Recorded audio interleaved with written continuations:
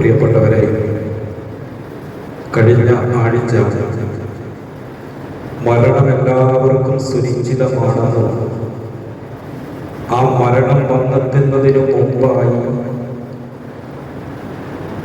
മരണത്തിന് വേണ്ട മുന്നൊരുക്കങ്ങൾ നടത്തണമെന്നും നാം പറഞ്ഞു വെച്ചു. ഓരോ സത്യവിശ്വാസിയെ സംബന്ധിച്ചിടത്തോളം മരണത്തിന് വേണ്ടിയുള്ള മുന്നൊരുക്കങ്ങൾ നടത്തൽ നിർബന്ധമാണെന്ന് ബഹുമാനപ്പെട്ട അഷ്റഫുൽ ഖൽഖ് റസൂലുള്ളാഹി സ്വല്ലല്ലാഹു അലൈഹി വസല്ലമ തങ്ങൾ നമ്മളെ പഠിപ്പിക്കുന്നുണ്ട്. ബഹുമാനപ്പെട്ട അബ്ദുല്ലാഹ് ബിൻ ഉമർ റളിയല്ലാഹു അൻഹുവിന്റെ പ്രിയപ്പെട്ട മകൻ അബ്ദുള്ള നബി സല്ലല്ലാഹു അലൈഹി വസല്ലമ തങ്ങളുടെ അടുക്കലേക്ക് കയറി വന്നു. എന്നിട്ട് നബി സല്ലല്ലാഹു അലൈഹി വസല്ലമ തങ്ങളോട് അദ്ദേഹം രണ്ട് ചോദ്യങ്ങൾ ചോദിച്ചു. ഒന്ന്, യാ റസൂലല്ലാഹ് അയ്യുൽ മുഅ്മിനീന അഫ്ളലു, ഏറ്റവും ഉത്കൃഷ്ട വിശ്വാസി ആരാണ്? സത്യവിശ്വാസികളിൽ ഏറ്റവും ഉത്കൃഷ്ടരായ ആളുകൾ ആരാണ് എന്ന് ചോദിച്ചു. നബി സല്ലല്ലാഹു അലൈഹി വസല്ലം അദ്ദേഹത്തിന്റെ ചോദ്യത്തിന് മറുപടിയായി പറഞ്ഞു, അഹ്സനുഹും ഖുലുഖൻ, ഏറ്റവും നല്ല സ്വഭാവമുള്ളവരാണ്. സത്യവിശ്വാസികളിൽ ഏറ്റവും ഉത്കൃഷ്ടരായ ആളുകളിൽ ഏറ്റവും നല്ല സ്വഭാവമുള്ളവരാണ്, സൽസ്വഭാവികളായ മുഅ്മിനീങ്ങളാണ് എന്ന് ഉത്തരം പറഞ്ഞു. വീണ്ടും അദ്ദേഹം നബി സല്ലല്ലാഹു അലൈഹി വസല്ലം തങ്ങളോട് ചോദിച്ചു, ഫഅയ്യുൽ മുഅ്മിനീന അഖിയസു, നബിയേ, മുഅ്മിനീങ്ങളുടെ കൂട്ടത്തിൽ ഏറ്റവും ബുദ്ധിയുള്ളത് ആർക്കാണ്? ബുദ്ധിയുള്ള സത്യവിശ്വാസികൾ ആരാണ് എന്ന് ചോദിച്ചു. നബി സല്ലല്ലാഹു അലൈഹി വസല്ലം തങ്ങൾ പറഞ്ഞു, അക്സറുഹും ലിൽ മൗതി ദിക്റൻ വഅഹ്സനുഹും ലിമാ ബഅദഹു ഇസ്തിഅദാദൻ ഉലൈകൽ അഖിയാസ്. നബി പറഞ്ഞു, മരണത്തെക്കുറിച്ച് ധാരാളമായി ചിന്തിക്കുന്നവരാണ് ബുദ്ധിയുള്ള സത്യവിശ്വാസികളുടെ ലക്ഷണം. മരണത്തെക്കുറിച്ച് ധാരാളമായി ചിന്തിക്കും, മരിക്കും, മരണപ്പെടുമെന്ന ബോധത്തോടെ എന്ന ചിന്തയോടെ ജീവിക്കുന്നവരാണ്. ആ മരണം വന്നെത്തുന്നതിന് മുമ്പായി ആ മരണം വന്നെത്തുന്നതിന് മുമ്പായി മരണത്തിന് വേണ്ടിയുള്ള തയ്യാറെടുപ്പുകൾ നടത്തുന്നവരാണ് സത്യവിശ്വാസികളുടെ കൂട്ടത്തിൽ ഏറ്റവും ബുദ്ധിയുള്ളവരെന്ന് ബഹുമാനപ്പെട്ട സയ്യിദുന റസൂലുള്ളാഹി സ്വല്ലല്ലാഹു അലൈഹി വസല്ലം തങ്ങൾ നമ്മളെ പഠിപ്പിക്കുന്നുണ്ട്. പ്രിയപ്പെട്ടവരെ, അപ്പോ മരണത്തിന് വേണ്ടി തയ്യാറാകുക. ഇത് താൽക്കാലികമായ ഒരു ജീവിതമാണ്. വളരെ കുറഞ്ഞ ആയുസ് മാത്രമേ നമുക്ക് ഈ ലോക ജീവിതമുള്ളൂ. എപ്പോഴും മരണം നമ്മെ പിടികൂടാം എന്ന ചിന്തയോടുകൂടി മരണത്തെ മുന്നിൽ കണ്ടുകൊണ്ട് മരണത്തിന് വേണ്ടി തയ്യാറായി നാം ജീവിക്കേണ്ടതുണ്ട്. എങ്ങനെയാണ് മരണത്തിന് വേണ്ടി തയ്യാറാകേണ്ടത്? ഇത് വളരെ പ്രധാനപ്പെട്ട ഒരു വിഷയമാണ്. നമുക്കറിയാം, നമ്മളെല്ലാം മരിക്കുമെന്ന് നമുക്കറിയാം. ജനിച്ചാൽ മരണം ഉറപ്പാണ്. കഴിഞ്ഞ ആഴ്ച നാം പറഞ്ഞതുപോലെ ആർക്കും ലോകത്ത് തർക്കമില്ലാത്ത ഒരേ ഒരു വിഷയം അത് മരണം മാത്രമാണ്. പക്ഷേ ഈ മരണത്തിന് വേണ്ടി നമ്മൾ എങ്ങനെയാണ് ഒരുങ്ങേണ്ടത്? ജീവിച്ചിരിക്കുന്ന കാലഘട്ടത്തിൽ മരണത്തിന് ശേഷമുള്ള ജീവിതത്തിന് വേണ്ടി കബർ കുത്തി നമ്മുടെ ജനാസ പൊതിയുന്നതിന് വേണ്ടിയുള്ള കഫൻ പുടവ വാങ്ങിച്ച് നേരത്തെ തന്നെ തയ്യാറാക്കി വെച്ചുകൊണ്ടാണോ മരണത്തിന് വേണ്ടി ഒരുങ്ങേണ്ടത്? അങ്ങനെ ഒരുങ്ങൽ അനുവദനീയമാണ്. ജീവിച്ചിരിക്കുമ്പോൾ തന്നെ കബർ കുത്തുക, നമ്മുടെ ജനാസ പൊതിയുന്നതിന് വേണ്ടി നമ്മൾ അധ്വാനിച്ചുണ്ടാക്കിയ പരിശുദ്ധമായ പണം ഉപയോഗപ്പെടുത്തി കഫൻ പുടവ വാങ്ങിച്ചു വെക്കുക, ഇതൊക്കെ മരണത്തിന് വേണ്ടിയുള്ള മുന്നൊരുക്കത്തിന്റെ ഒരു ഭാഗമാണ്. ബഹുമാനപ്പെട്ട സഹാബാക്കൾ ഇങ്ങനെയൊക്കെ മരണത്തിന് വേണ്ടി ഒരുങ്ങിയിട്ടുണ്ട്. വിശാലമായ ചരിത്രങ്ങളുണ്ട്. നമുക്കിത് വിശദീകരിക്കാൻ സമയമില്ലാത്തത് കൊണ്ട് ഞാൻ ആ ചരിത്രത്തിലേക്കൊന്നും പ്രവേശിക്കുന്നില്ല. പ്രിയപ്പെട്ട സഹോദരന്മാരെ, ജീവിത കാലഘട്ടത്തിൽ ഖബറ് കുത്തി മരണത്തിന് വേണ്ടി ഒരുങ്ങിയിരുന്ന ലോകത്തിലെ ഏറ്റവും പ്രധാനപ്പെട്ട ഒരു മഹദിയാണ് നഫീസത്തുൽ മിസ്രിയ റളിയല്ലാഹു തആല. അവർ മദീനക്കാരിയായി. അവർ പിന്നീട് ഈജിപ്തിലേക്ക് പോയി. ഈജിപ്തിൽ പോയി അവിടെ സ്ഥിര താമസം തുടങ്ങി. അവർ പാർത്തിരുന്ന വീടിന്റെ ഓരത്ത് ഖബറ് കുത്തി ദിവസങ്ങളോളം മാസങ്ങളോളം എടുത്ത് അവർ കന്തിയിറങ്ങാനുള്ള ഖബർ അവർ തയ്യാറാക്കി. ആ ഖബർ കുഴിച്ചിട്ട് ആ കുഴിയിൽ ഖബറിൽ ഇരുന്നു കൊണ്ട് 6000-ഓളം പ്രാവശ്യം വിശുദ്ധ ഖുർആൻ ആദ്യാവസാനം ഓതിയ മഹദിയാണ് നഫീസത്തുൽ മിസ്രിയ റളിയല്ലാഹു തആല. ഇങ്ങനെ ജീവിതത്തിൽ ഖബർ കുത്തി മരണത്തെ കാത്തിരുന്ന മഹാന്മാർ. അതുപോലെ സയ്യിദുനാ റസൂലുള്ളാഹി സ്വല്ലല്ലാഹു അലൈഹി വസല്ലമ തങ്ങളുടെ സന്നിധിയിൽ ഒരു സഹാബി വനിത ഒരു വസ്ത്രം കൊണ്ടുവന്നു കൊടുത്തു. എന്നിട്ട് ആ സഹോദരി പറഞ്ഞു, അല്ലാഹുവിന്റെ റസൂലേ, ഞാൻ താങ്കളെ ധരിപ്പിക്കാൻ വേണ്ടി എന്റെ കൈകൊണ്ട് നിർമ്മിച്ച ഒരു വസ്ത്രമാണ് ഇത്. താങ്കൾ എന്നിൽ നിന്നും ഇത് സ്വീകരിക്കണം.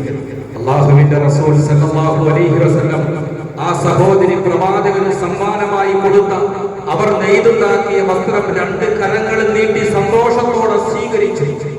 പിന്നീട് നബിതങ്ങൾ ആ വസ്ത്രം ധരിച്ചുകൊണ്ട് മദീനത്തെ പള്ളിയിലേക്ക് സഹാബാക്കളുടെ മുമ്പിലേക്ക് പ്രവാചകൻ വന്നു. സഹാബാക്കളെല്ലാം പ്രവാചകന്റെ ആ പുതുവസ്ത്രം വളരെ ആവേശത്തോടെ ആകാംക്ഷയോടെ നോക്കിക്കാണുകയാണ്. എന്നിട്ട് സഹാബത്ത് പറഞ്ഞു,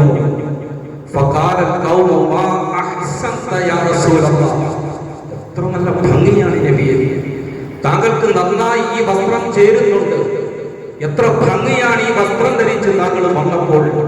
നമ്മുടെ ഭാഷയിൽ പറഞ്ഞാൽ സൂപ്പറാണ് നബിയെ, അടിപൊളിയാണ് നബിയെ എന്നൊക്കെ സഹാബത്ത് അല്ലാഹുവിന്റെ റസൂലിനോട് പറഞ്ഞു. അങ്ങനെ കൂട്ടത്തിൽ ഒരു സഹാബി ചോദിച്ചു, അല്ലാഹുവിന്റെ റസൂലേ, ആ വസ്ത്രം എനിക്ക് തരാമോ? നബിതങ്ങളോട് ആരെന്ത് ചോദിച്ചാലും നബിതങ്ങൾ കൊടുക്കാതിരിക്കുകയില്ല എന്ന് സഹാബത്തിന് നന്നായിട്ട് അറിയാം. ഒരു സഹാബി ചോദിച്ചു, ആ വസ്ത്രം എനിക്ക് തരുമോ നബിയെ? സഹാബക്കളെല്ലാം അങ്ങോട്ടും ഇങ്ങോട്ടും ഒക്കെ ശബ്ദമായി കലവിലെ ശബ്ദങ്ങളും ബഹളങ്ങളുമായി ആ വസ്ത്രം ചോദിച്ച സഹാബിയോട് മറ്റ് സഹാബാക്കൾ ചോദിച്ചു, നീ എന്താണ് അല്ലാഹുവിന്റെ റസൂലിനോട് ചോദിച്ചത്? തങ്ങൾ ആഗ്രഹിച്ചിഷ്ടപ്പെട്ട് തങ്ങൾക്ക് സമ്മാനമായി നൽകപ്പെട്ട ആ വസ്ത്രം താങ്കൾ വലിച്ചോണ്ട് വന്നപ്പോൾ താങ്കളോട് അത് ചോദിച്ചു വാങ്ങിക്കുകയാണോ എന്ന തരത്തിൽ ആ സഹാബിയോട് മറ്റ് സഹാബാക്കൾ സംസാരിച്ചപ്പോൾ, പ്രിയപ്പെട്ടവരെ, അല്ലാഹുവിന്റെ റസൂൽ സല്ലല്ലാഹു അലൈഹി വസല്ലം ആ സഹാബിക്ക് ആ വസ്ത്രം കൊടുത്തു. ഇനിയാണ് നമ്മൾ കേൾക്കേണ്ടത്. ആ സഹാബി പറഞ്ഞു, ഞാൻ ഈ വസ്ത്രം എനിക്ക് ധരിച്ചു നടക്കാൻ വേണ്ടിയല്ല ഞാൻ നബിയോട് ചോദിച്ചത്. ഇന്നമാ സഅൽതുഹു ലിതകൂന കഫനി, ഞാൻ മരണപ്പെട്ടതിന് ശേഷം എന്റെ ചേതന, എന്റെ ശരീരം അല്ലാഹുവിന്റെ റസൂലിന്റെ ശറഫാക്കപ്പെട്ട മേനിയോട് ചേർന്ന് കിടന്ന ഈ വസ്ത്രത്തിൽ എന്റെ ശരീരം പൊതിയണം. ഈ വസ്ത്രം എന്റെ കഫൻ തുണിയാകാൻ വേണ്ടിയാണ് ഞാൻ അല്ലാഹുവിന്റെ റസൂലിനോട് ഇത് ചോദിച്ചത് എന്ന് പറഞ്ഞു. പിന്നീട് പ്രിയപ്പെട്ടവരെ, ആ സഹാബി മരണപ്പെട്ടപ്പോൾ അതേ വസ്ത്രത്തിൽ തന്നെ അദ്ദേഹത്തെ കഫൻ ചെയ്തു, കബറടക്കപ്പെട്ടു എന്ന് ചരിത്രത്തിൽ കാണാൻ കഴിയും. ഞാൻ പറഞ്ഞത്, ജീവിച്ചിരിക്കുമ്പോൾ തന്നെ കഫൻ തുണി വാങ്ങിവെച്ച സഹാബാക്കൾ, ജീവിച്ചിരിക്കുമ്പോൾ തന്നെ ഖബറ് കുത്തി മരണത്തെ കാത്തിരുന്ന പ്രിയപ്പെട്ട മഹദികൾ, മഹാന്മാർ ഈ രീതിയിൽ മരണത്തിന് വേണ്ടി ഒരുങ്ങുക. ജീവിച്ചിരിക്കുമ്പോൾ തന്നെ കഫൻ തുണി വാങ്ങിച്ച് മരണത്തിന് വേണ്ടി നമുക്ക് മരണത്തെ പ്രതീക്ഷിച്ച് നമുക്ക് കാത്തിരിക്കാം. പക്ഷേ അതിലും പ്രധാനം മരണത്തിന് വേണ്ടി നമ്മൾ എങ്ങനെയാണ് ഒരുങ്ങേണ്ടത്?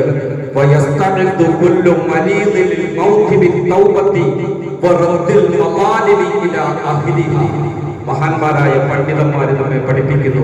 എന്റെ പ്രിയപ്പെട്ട സഹോദരന്മാരെ, ശ്രദ്ധിച്ച് കേട്ട് പഠിക്കണം ഈ വിഷയം. എങ്ങനെയാണ് മരണത്തിന് വേണ്ടി ഒരുങ്ങേണ്ടത്? എല്ലാവരും മരണത്തിന് വേണ്ടി ഒരുങ്ങണം. മരണത്തിന് പ്രായമില്ല, ചെറുപ്പമില്ല, യുവത്വമില്ല, വാർദ്ധക്യമില്ല, ആരോഗ്യമില്ല, രോഗിയില്ല, എല്ലാവരും എല്ലാവരെയും മരണം പിടികൂടും. ആ മരണത്തിന് വേണ്ടി ഓരോ മനുഷ്യരും ഒരുങ്ങണം.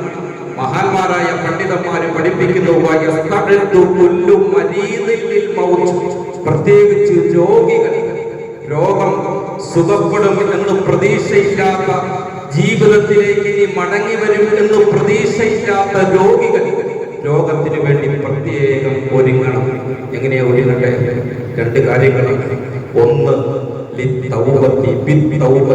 തൗബ ചെയ്ത് ഓരോ രോഗികളും ഓരോ മനുഷ്യരും താൻ ചെയ്ത തെറ്റുകൾ അല്ലാഹുവിനോട് ഏറ്റുപറഞ്ഞ് പശ്ചാത്തപിച്ച് ജീവിക്കുക. ഇങ്ങനെയാണ് മരണത്തിന് വേണ്ടി ഒരുങ്ങേണ്ടത്. ജീവിതത്തിൽ കൃത്യമായി നമസ്കരിക്കണം. നഷ്ടപ്പെട്ടു പോയ നമസ്കാരങ്ങൾ അതാത് നമസ്കാരങ്ങളോടൊപ്പം ഖളാ വീട്ടി, നഷ്ടപ്പെട്ടു പോയ നോമ്പുകൾ ഖളാ വീട്ടി, സമ്പത്തുള്ള ആളാണെങ്കിൽ തന്റെ സമ്പത്തിന്റെ കണക്ക് നോക്കി സക്കാത്ത് കൊടുത്ത്, ഹജ്ജ് നിർബന്ധമായ വ്യക്തിയാണെങ്കിൽ വിശുദ്ധമായ ഹജ്ജ് നിർവഹിച്ച് മരണം വന്നെത്തുന്നതിന് മുമ്പായി മരണത്തെ പ്രതീക്ഷിച്ചു മരണത്തിന് വേണ്ടി ഒരുങ്ങിക്കഴിയണം. ഇങ്ങനെയാണ് മരണത്തിന് വേണ്ടി ഒരുങ്ങേണ്ട ഒരു രീതി. അള്ളാഹുവിനോടുള്ള കടമകൾ, അള്ളാഹുവിനോടുള്ള ബാധ്യതകൾ നിറവേറ്റി ജീവിക്കണം. രണ്ടാമത്തത് അത് വളരെ പ്രധാനപ്പെട്ട ഒരു കാര്യമാണ്. നാം ആരോടെങ്കിലും സൃഷ്ടികളോടുള്ള കടമകളാണ് രണ്ടാമത്തത്.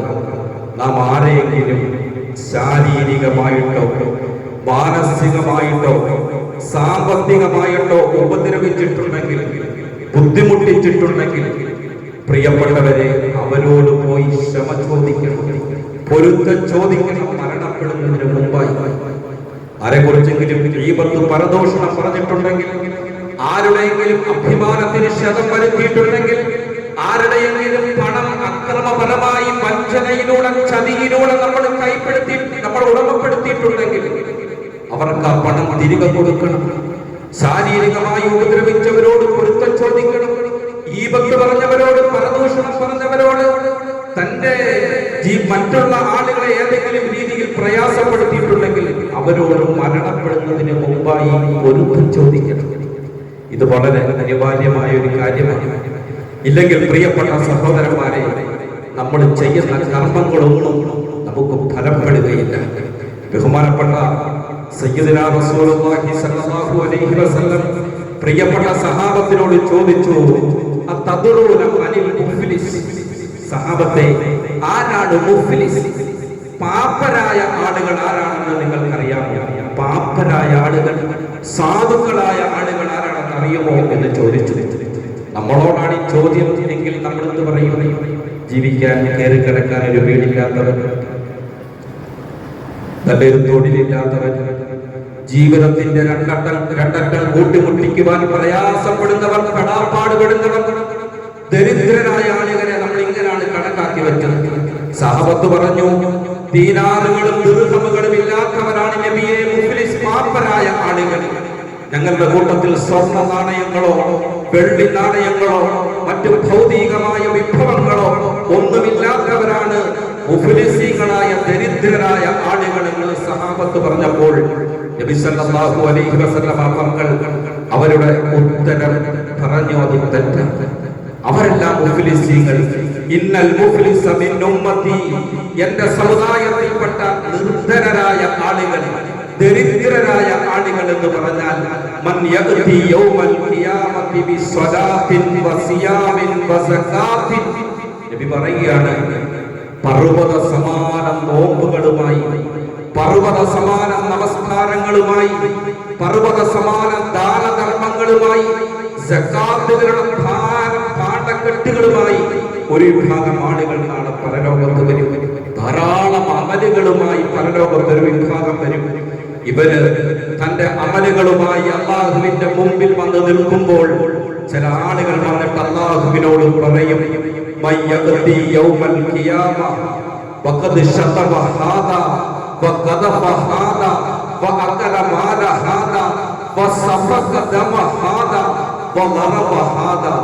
ചില ആളുകൾ വന്നിട്ട് ഈ മനുഷ്യനെ കുറിച്ച് അല്ലാഹുവിന്റെ മുമ്പിൽ പരാതി പറയും, അല്ലാഹുവേ, ഇവൻ ഒരുപാട് നമസ്കാരവുമായിട്ടാണ് വന്നത്, ഒരുപാട് ദാനധർമ്മങ്ങളും സക്കാത്ത്, സ്വതക്ക, സക്കാത്തുകളും നോമ്പുകളുമായിട്ടാണ് നിന്റെ മുമ്പിൽ വന്നത്.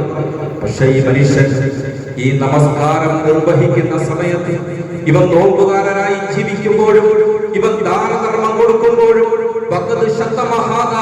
ഇവരെന്നെ അസഭ്യം പറഞ്ഞവനാണ്, എന്നെ അസഭ്യം പറഞ്ഞവനാണ്, ചീത്ത പറഞ്ഞവനാണ്. ഇവൻ എന്നെ കുറിച്ച് ആരോപണം പറഞ്ഞതാണ്.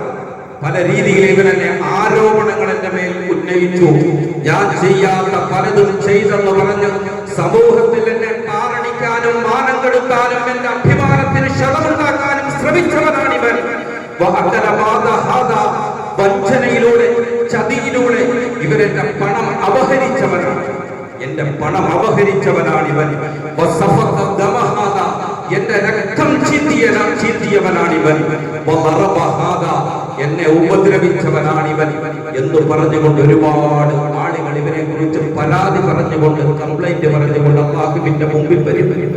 അള്ളാഹുവിന്റെ മുമ്പിൽ വരുമ്പോൾ പ്രിയപ്പെട്ടവരെ, ഇവൻ കൊണ്ടുവന്ന നമസ്കാരങ്ങൾ, ഇവൻ കൊണ്ടുവന്ന ദാനധർമ്മങ്ങൾ, ഇവന്റെ സകാത്തും ഇവന്റെ ഹജ്ജും സർവ്വ അമലുകളും ഈ പരാതി പറഞ്ഞുകൊണ്ട് വന്ന ആളുകൾക്ക് അല്ലാഹു തആല എടുത്തു കൊടുക്കും. ചീത്ത പറഞ്ഞു എന്ന് പരാതി പറഞ്ഞവർക്ക്, അസഭ്യം പറഞ്ഞു എന്ന് പറഞ്ഞവർക്ക്, രക്തമൊലിപ്പിച്ചു എന്ന് പറഞ്ഞവർക്ക്, അഭിമാനത്തിന് ക്ഷതമുണ്ടാക്കി എന്ന് പറഞ്ഞവർക്ക് ഇവന്റെ നമസ്കാരങ്ങളും ഇവന്റെ ദാനധർമ്മങ്ങളും ഇവന്റെ നോമ്പുകളും സ്വതക്ക സകാത്തുകളും എല്ലാം എടുത്തു കൊടുക്കും. അവസാനം ഇവന്റെ എല്ലാ നന്മകളും തീരും. എന്നിട്ട് സയ്യിദുനാ റസൂലുള്ളാഹി സ്വല്ലല്ലാഹു അലൈഹി വസല്ലം തങ്ങൾ പറയുന്നു, ഇവന്റെ നന്മകൾ മുഴുവനും തീർന്നതിന് ശേഷം പരാതിക്കാരുടെ തിന്മകൾ ഇവന്റെ മേൽ ചുമത്തപ്പെടും.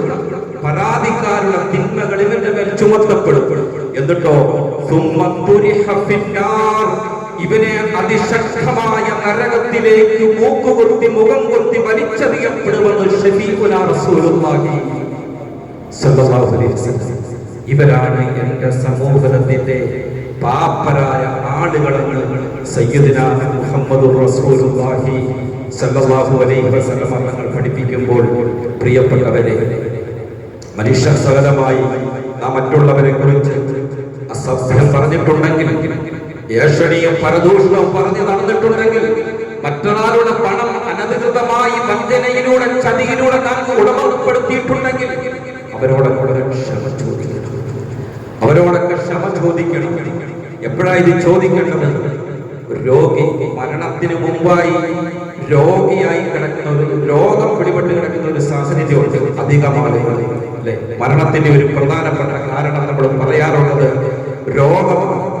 രോഗാവസ്ഥയിൽ കിടക്കുന്ന സമയത്ത് പ്രത്യേകിച്ച് ഇത്തരത്തിൽ രോഗികളായി കിടക്കുന്ന ആളുകൾ അവരോട്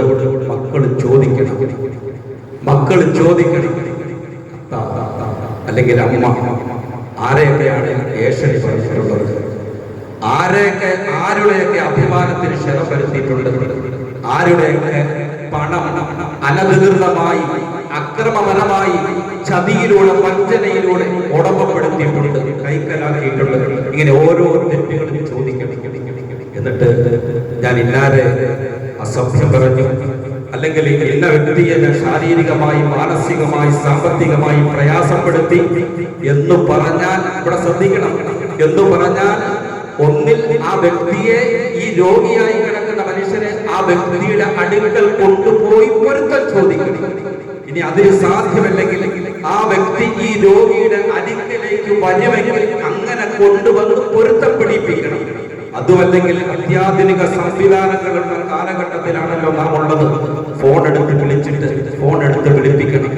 വിളിച്ചിട്ട് പറയണം, രോഗി പറയണം, നിന്നെ കുറിച്ച് ഞാൻ അനാവശ്യം പറഞ്ഞു, നിന്റെ പണം ഞാൻ ഇതുപോലെ ചതിയിലൂടെ കച്ചവടത്തിൽ, നമ്മൾ കച്ചവടം നടത്തുമ്പോൾ, കൂട്ടുകച്ചവടം നടത്തുമ്പോൾ, ഷെയർ ബിസിനസ് നടത്തുമ്പോൾ ചതിയിലൂടെ ഞാൻ നിന്റെ പണം അടിച്ചു മാറ്റിയിട്ടുണ്ട്, എനിക്ക് പൊരുത്തപ്പെട്ട് നടന്നു. ഇങ്ങനെ ഓരോ തെറ്റുകൾ പറഞ്ഞ് പൊരുത്തം ചോദിക്കണം. പ്രിയപ്പെട്ട സഹോദരന്മാരെ, ഇത് യഥാർത്ഥത്തിൽ ഇത് നമ്മുടെ സമുദായം മുസ്ലിം ഉമ്മത്ത് ചെയ്യുന്ന കാര്യം എന്താണ്? മരണപ്പെട്ട് കഴിയുമ്പോൾ പിതാവിന്റെ, മാതാവിന്റെ, സഹോദരന്റെ, വേണ്ടപ്പെട്ടവരുടെ ചേതനേറ്റ ശരീരം 3 കഷ്ണം തുണിയിൽ പൊതിയപ്പെട്ട് നമ്മുടെ നമസ്കാരത്തിന് വേണ്ടി തയ്യാറാക്കപ്പെട്ട ഈ ഹാൾ കൊണ്ടുവന്ന് വെക്കുമ്പോൾ ഉസ്താദിനോട് മക്കളോ അല്ലെങ്കിൽ വേണ്ടപ്പെട്ടവരോ പറയും, എന്തെങ്കിലും ആർക്കെങ്കിലും വാക്കുകൊണ്ടോ പ്രവൃത്തി കൊണ്ടോ എന്തെങ്കിലും ഉപദ്രവം ഉണ്ടാക്കിയിട്ടുണ്ടെങ്കിൽ പൊരുത്തപ്പെടാൻ പറയണം. സാമ്പത്തികമായ ഇടപാടെന്തെങ്കിലും ഉണ്ടെങ്കിൽ മക്കളായ തങ്ങളോട് ബന്ധപ്പെടാൻ പറയണം. ആരെങ്കിലും ബന്ധപ്പെട്ടിട്ടുണ്ടോ? ഇതുവരെ ബന്ധപ്പെട്ടിട്ടുണ്ടോ? ഈ മരണപ്പെട്ട് കിടക്കുന്ന പിതാവ് അല്ലെങ്കിൽ ഈ മയ്യത്ത് ഒരുപാട് ആളുകൾക്ക് പണം കൊടുത്തിട്ടുണ്ടായിരിക്കും. ഒരുപാട് ആളുകൾക്ക് കടം വാങ്ങിച്ചത് തിരികെ കൊടുക്കാനുണ്ടാകും. ഒരുപാട് കടബാധിത പേര് നിറഞ്ഞ മനുഷ്യനായിരിക്കും. മക്കൾ അഭിമാനത്തോടു കൂടി പറയും ഞങ്ങൾ ഏറ്റു എന്ന്. ഏത് മക്കളേക്കും പ്രിയപ്പെട്ടവരെ, വളരെ ഗുരുതരമായ ഗൗരവമേറിയ ഒരു വിഷയമാണ് ഈ വിഷയം.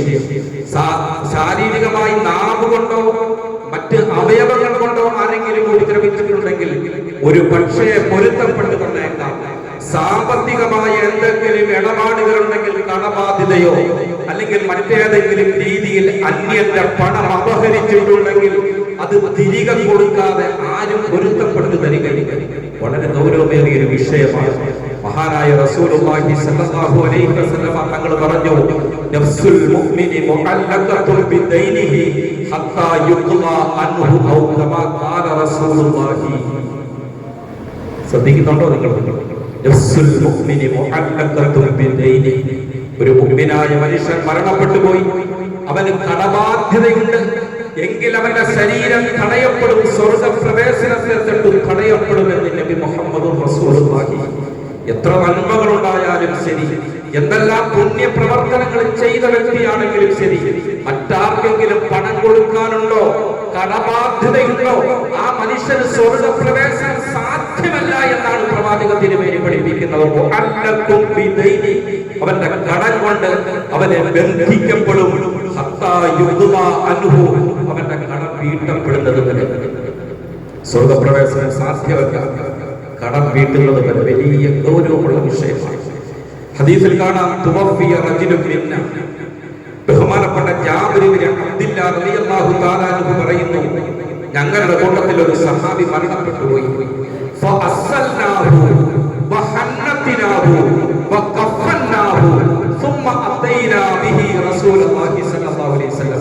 ആ മനുഷ്യന്റെ ജനാസ ഞങ്ങൾ കുളിപ്പിച്ചു, അദ്ദേഹത്തിന് സുഗന്ധദ്രവ്യങ്ങളൊക്കെ ഞങ്ങൾ പുരട്ടി കൊടുത്തു. വകഫന്നാഹു, ഞങ്ങൾ അദ്ദേഹത്തെ കഫൻ ചെയ്തു.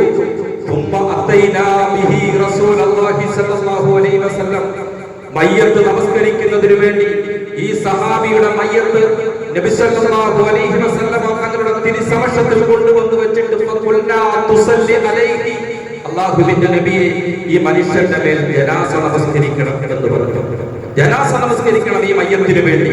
ഫഹത്താ ഖുത്തൻ, നബി സല്ലല്ലാഹു അലൈഹി വസല്ലം മയ്യത്ത് നമസ്കരിക്കുന്നതിന് വേണ്ടി ഒരു ചുവട്ടടി എടുത്ത് വെച്ചു, ഒരു കാലെടുത്ത് മുന്നോട്ട് വെച്ചു. എന്നിട്ട് പ്രവാചകൻ തിരിഞ്ഞു നിന്ന് മയ്യത്ത് നമസ്കരിക്കാൻ വേണ്ടി അണിയണിയായി നിൽക്കുന്ന പ്രിയപ്പെട്ട സഹാബത്തിനോടായി ചോദിച്ചു, അലൈഹി ദൈനൻ, ഈ മയ്യത്തിന് എന്തെങ്കിലും കടബാധ്യതയുണ്ടോ? ആർക്കെങ്കിലും വല്ല പൈസ കൊടുക്കാനുണ്ടോ? ആരെങ്കിലുമായിട്ട് പണമിടപാട് നടത്തിയിട്ടുണ്ടോ? അപ്പൊ ഞങ്ങൾ പറഞ്ഞു, ദീനാറാനി യാ റസൂലല്ലാഹ്, 2 ദീനാറുകൾ കടബാധ്യതയുള്ള മനുഷ്യനാണ്. 2 ദീനാറുകൾ ബാധ്യതയുള്ള കടബാധ്യതയുള്ള മനുഷ്യനാണ് എന്ന് പറഞ്ഞപ്പോ ഫൻസറഫ, അല്ലാഹുവിന്റെ റസൂല് മുന്നോട്ട് വെച്ച കാലും പിന്നോട്ട് വെച്ചിട്ട് പ്രവാചകൻ പറഞ്ഞു, ഈ മയ്യത്തിന് വേണ്ടി ഞാൻ നമസ്കരിക്കുകയില്ല, നിങ്ങൾ നമസ്കരിച്ചോളൂ എന്ന് പറഞ്ഞു. കടമുള്ള വ്യക്തിയുടെ മയ്യത്ത് ഞാൻ നമസ്കരിക്കുകയില്ല. ഇത് കേട്ടപ്പോ ബഹുമാനപ്പെട്ട അബൂ ഖത്താദ റളിയല്ലാഹു അൻഹു ഉറങ്ങരുത്. അബൂ ഖത്താദ റളിയല്ലാഹു തആല അൻഹു അദ്ദേഹത്തിന് സങ്കടം വന്നു. അല്ലാഹുവിന്റെ റസൂൽ ഈ സഹാബിക്ക് വേണ്ടി നമസ്കരിക്കുന്നില്ലയോ? ആ മനുഷ്യൻ പ്രയാസത്തോടു കൂടി പറഞ്ഞു, ഫതഹമ്മലഹുമാ അബൂ ഖത്താദ. ആ കൂട്ടത്തിൽ അബൂ ഖത്താദ റളിയല്ലാഹു അൻഹു പറഞ്ഞു, ഇദ്ദേഹത്തിന്റെ 2 ദീനാർ കടം ഞാൻ വീട്ടിക്കോളാം നബിയെ, ഇദ്ദേഹത്തിന് വേണ്ടി ജനാസ നമസ്കരിക്കണം. അബൂ ഖത്താദ റളിയല്ലാഹു അൻഹു അദ്ദേഹത്തിന്റെ കടം ഏറ്റെടുത്തു.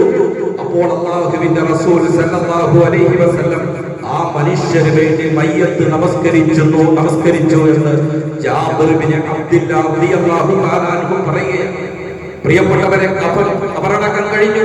പിറ്റേ ദിവസം പ്രഭാതത്തിൽ മദീന പള്ളിയിലേക്ക് അബൂ ഖത്താദ റളിയല്ലാഹു അൻഹു വന്നപ്പോൾ പ്രവാചക തിരുമേനി സല്ലല്ലാഹു അലൈഹി വസല്ലം അബൂ ഖത്താദ റളിയല്ലാഹു അൻഹുവിനോട് ചോദിച്ചു, മാ ഫഅല ദീനാറൈനി യാ അബൂ ഖത്താദ, അബൂ ഖത്താദ, 2 ദീനാർ, ആ മരണപ്പെട്ടു പോയ മയ്യത്തിന്റെ ബാധ്യതയുള്ള 2 ദീനാർ എന്തെടുത്തു?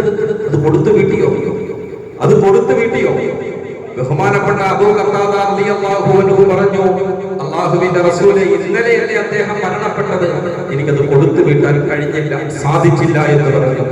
പിറ്റേ ദിവസം അദ്ദേഹം സുബഹി നമസ്കാരത്തിന് വേണ്ടി വരുമ്പോൾ അബൂ ഖത്താദ റളിയല്ലാഹു അൻഹുവിനോട് ചോദിച്ചു, ആ മയ്യത്തിന്റെ ബാധ്യതയായിട്ടുള്ള 2 ദീനാറുകൾ കൊടുത്തു വീട്ടിയോ എന്ന് ചോദിച്ചു.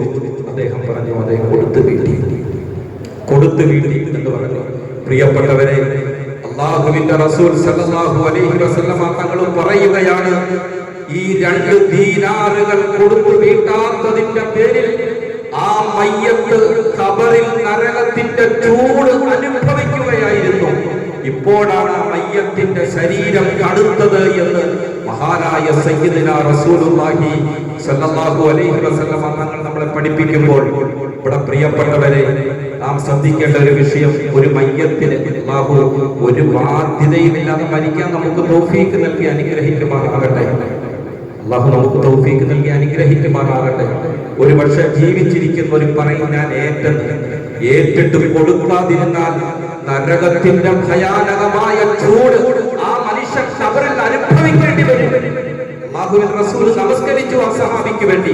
പക്ഷേ കടമേറ്റ സഹാബി കൊടുത്തു വീട്ടുന്നത് വരെ ആ മനുഷ്യൻ സഹാബിയാണ്, അല്ലാഹുവിന്റെ റസൂലിനോട് സഹവസിച്ച ആളാണ്, മദീനത്തെ പള്ളിയിൽ കൃത്യമായി നമസ്കാരത്തിൽ പങ്കെടുത്ത സഹാബിയാണ്, പ്രവാചക തിരുമേനിയുടെ മുൻപിലിരുന്ന് പ്രവാചകന്റെ അധ്യാപനങ്ങൾ പഠിച്ച സഹാബിയാണ്.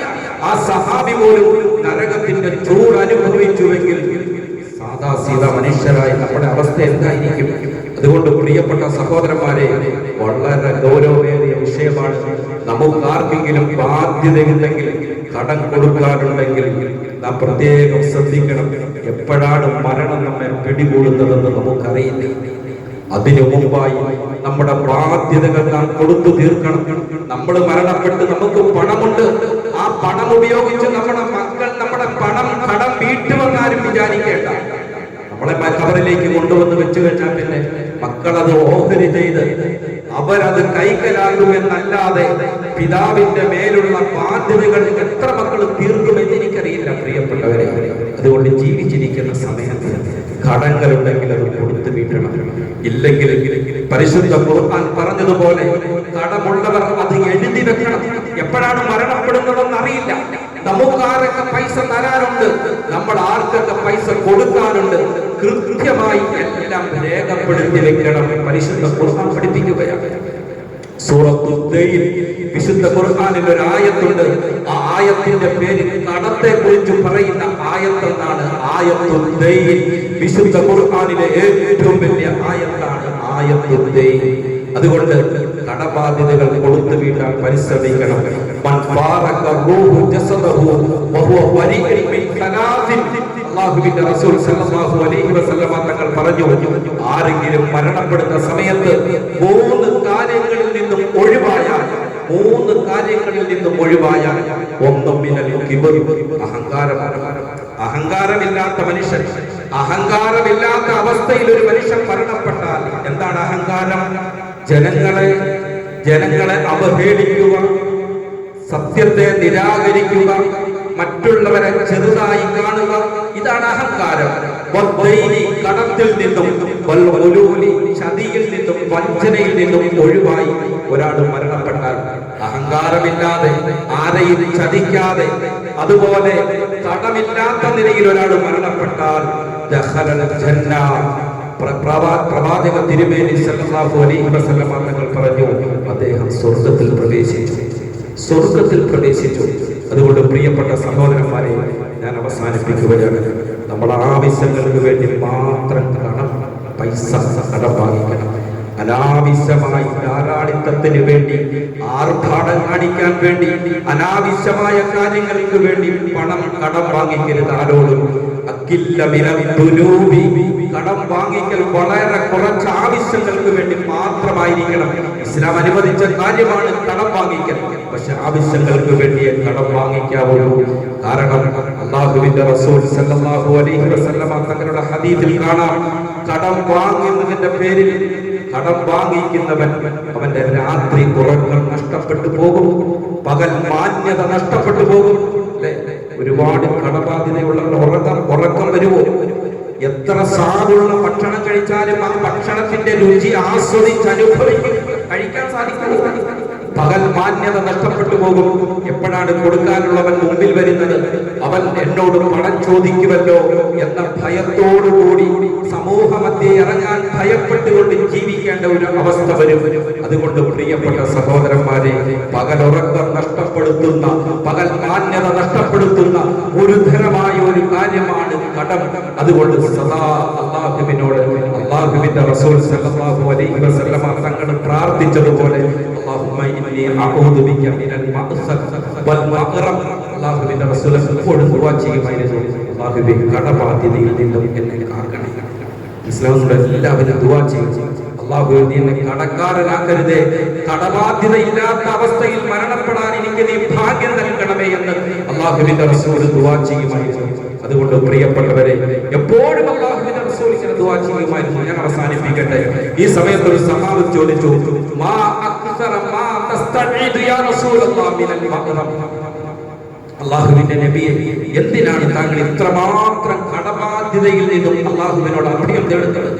എന്തിനാണ് ധാരാളമായിട്ട് കടക്കാരനാക്കരുതേ, കടബാധ്യതയിൽ നിന്നും എനിക്ക് അഭയം നൽകണമേ എന്ന് പ്രാർത്ഥിക്കുന്നത് എന്തിനാണ് എന്ന് ചോദിച്ചപ്പോൾ അല്ലാഹുവിന്റെ റസൂൽ മറുപടി പറഞ്ഞു, ഇദാ വരിമ ഹദ്ദത ഫകദബ വബഅദ വഅഖലഫ. അല്ലാഹുവിന്റെ റസൂൽ പറഞ്ഞു, രണ്ട് പ്രശ്നങ്ങളുണ്ട്.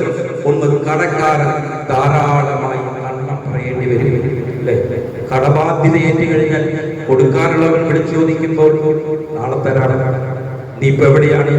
പള്ളി ചുങ്കപ്പാറ പള്ളിക്കകത്ത് നിന്നോട് പറയും, ഞാനിപ്പോ എറണാകുളത്താണ്. അല്ലെങ്കിൽ മറ്റു പല കള്ളങ്ങളും, ഒന്നിനു പുറകെ കള്ളങ്ങളുടെ മാനപ്പണക്കം തന്നെ പൊട്ടിക്കേണ്ടി വരും, കള്ളം പറയേണ്ടി വരും. രണ്ട്, വാഗ്ദാന ലംഘനം നടത്തേണ്ടി വരും. എന്ന് തരും? നാളെ 5 മണിക്ക് തരാം. കൊടുക്കുവോ? ഉണ്ടാകുവോ? പിറ്റേ ദിവസം തരാം. ഇങ്ങനെ ബാധ്യത വാഗ്ദാനം ചെയ്ത് ലംഘിക്കേണ്ടി വരും. അത്ര ഗുരുതരമായ സംഗതിയാണ് പ്രിയപ്പെട്ടവരെ കടം. അതുകൊണ്ട് ഞാൻ പറഞ്ഞു വന്ന 2 കാര്യങ്ങളാണ്. മരണപ്പെടുന്നതിന്റെ മുന്നോടിയായി മരണത്തിന് വേണ്ട മുന്നൊരുക്കം. ഒന്ന്, അല്ലാഹുവിനോട് തൗബ ചെയ്യുക. 2, സൃഷ്ടികളുമായിട്ടുള്ള എല്ലാ ഇടപാടുകളും, ശാരീരികമായ, മാനസികമായ, സാമ്പത്തികമായ എല്ലാ വിഷയങ്ങളും മരണപ്പെടുന്നതിന് മുമ്പായി പറഞ്ഞു തീർക്കുക. ഈ 2 രീതിയിൽ മരണത്തിന് വേണ്ടിയുള്ള മുന്നൊരുക്കങ്ങൾ നടത്തണമെന്ന് മഹാന്മാരായ പണ്ഡിതന്മാർ നമ്മെ പഠിപ്പിക്കുന്നു. അല്ലാഹു നമുക്ക് മരണപ്പെടുന്ന സമയത്ത് ആരോടും യാതൊരു ബാധ്യതയുമില്ലാത്ത നിലയ്ക്ക് സ്വസ്ഥരായി മരണപ്പെടാൻ അല്ലാഹു നമുക്ക് തൗഫീഖ് നൽകി അനുഗ്രഹിക്കുമാറാകട്ടെ. ആമീൻ പറഞ്ഞു. അല്ലാഹു തൗഫീഖ് നൽകി അനുഗ്രഹിക്കുമാറാകട്ടെ. ഇൻഷാ അല്ലാഹ്.